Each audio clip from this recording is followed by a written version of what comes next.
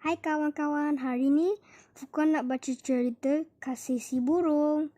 Hujan pula, tak dapatlah kita main bola hari ni. Hujan ni kan rahmat Allah Subhanahu Wa Taala. Faiz, apa tu? Tiba-tiba, cip cip cip.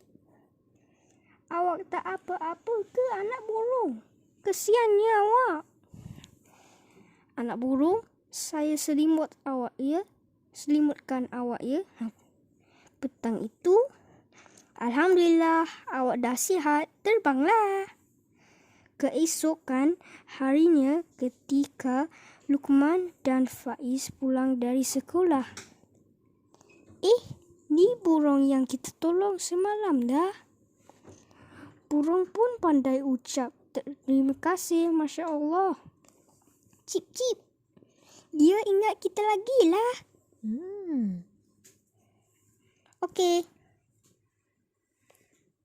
Sebab kasih si burung. Baiknya dia orang ni. Dia selamatkan Burung, anak burung rupanya. Tapi lepas tu bila burung tu dah sihat, dia terbang. Lepas tu dia suka orang tu.